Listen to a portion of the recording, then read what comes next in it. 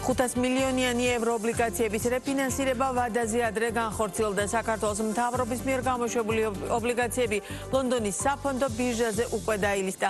როგორია კუპონის 1% განაკვეთი და რამდენად მაღალი იყო სავალო ფასი ან ქაღალდებზე საერთაშორისო ინვესტორების მხრიდან დაფიქსირებული მოთხოვნა. დეტალებით ქრისტინე გამთენაძე გვიერთება ბიზნეს პარტნიორის ეთერში.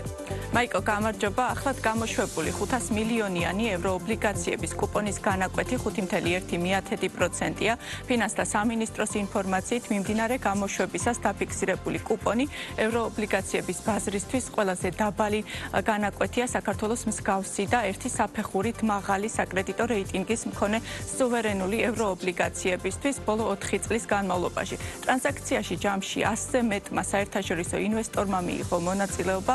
ახლად გამოშვებული ევროობლიგაციებით განხორციელდა 2021 წლის ობლიგაციების რეფინანსირება და როგორც ფინანსთა სამინისტროში აცხადებენ, გარდა მოზიდული ფინანსური რესურსისა, ახალი ევროობლიგაციების გამოშვება მნიშვნელოვანია რამდენიმე ფაქტორის გამო. პირველ რიგში ის განსაზღვრავს ქვეყნის რისკის დონეს, ამასთან ზომავს საერთაშორისო ინვესტორების დაინტერესებასა და ნდობას ქვეყნისა და მისი ეკონომიკის მიმართ. ბოლო 4 წლის განმავლობაში ეს არის ყველაზე დაბალი საპროცენტო განაკვეთი არასაინვესტიციო რეიტინგის მქონე ქვეყნების მიმართ, რაც ასევე მიანიშნებს იმას, რომ საქართველოს უკვე იმსახურებს საინვესტიციო რეიტინგს. ევროობლიგაციების გამოშვება მნიშვნელოვანი არის ორი მიმართულებით, გარდა იმისა, რომ ეს არის დამატებით მოზიდული ფინანსური რესურსი. პირველ რიგში ეს არის ქვეყნის რისკიანობის დონის შეფასება, ხოლო მეორეს მხრივ ინვესტორების მხრიდან ინტერესის და ინტერესების გამოჩენა. ორივე მიმართულებით მნიშვნელოვანი წარმატება დაფიქსირდა საქართველოს მთავრობის მიერ გამოშვებული ფასიანი ქაღალდებით.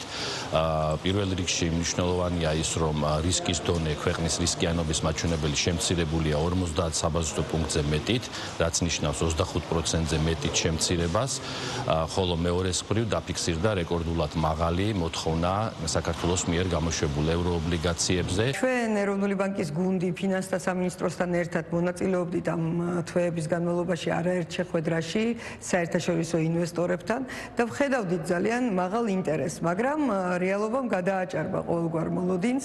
მართლაც ასეთი მაღალი ინტერესი აღმოჩნდა ჩვენი სამთავრობო ობლიგაციების მიმართ.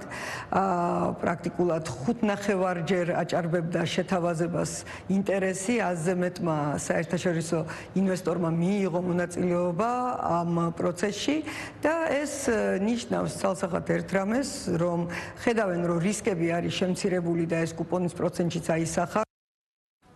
საინვესტიციო ბანკების შეფასებით 500 მილიონიანი ევროობლიგაციების გამოშვებისას მოთხოვნა მნიშვნელოვნად აღემატებოდა მიწოდებას. განსაკუთრებით აქტიურობდნენ ინვესტორები ამერიკის შეერთებული შტატებიდან, დიდი ბრიტანეთიდან და მსოფლიოს სხვა ქვეყნებიდან.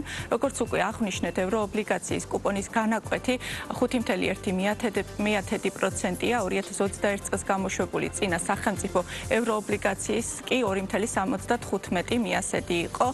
შესაბამისად, სახელმწიფო ვალის მომსახურება გაძვირებულია, თუმცა უნდა აღინიშნოს ისიც, რომ სპრედი, ანუ რისკის სხვაობა, რომელიც ინვესტორებმა საქართველოს მთავრობის მიერ გამოშვებულ სავალო ფასი ან ქაღალდებს დააკისრეს 2021 წელთან შედარებით შემცირებულია.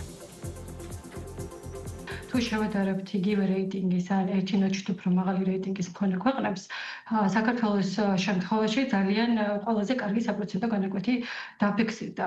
რა თქმა უნდა, წინა ევროობლიგაციასთან შედარებით საპროცენტო განაკვეთი განსხვავებულია, თუმცა ამ შემთხვევაში რაც მნიშვნელოვანი არის ის, თუ რა სპრედი, ანუ განსხვავება დაჭდა ქართულ საპროცენტო განაკვეთსა და ზოგადად საპროცენტო განაკვეთებს შორის.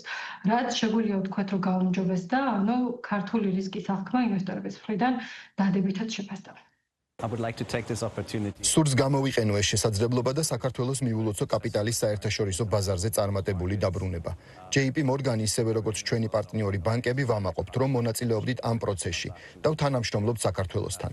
აღნიშნული საპროცენტო განაკვეთი ყველაზე დაბალია არასაინვესტიციო რეიტინგის მქონე ქვეყნების მიერ დაფიქსირებულ საპროცენტო განაკვეთებს შორის 2022 წლის შემდეგ. ეს ძალიან მნიშვნელოვანი ბენჩმარკია საქართველოსთვის.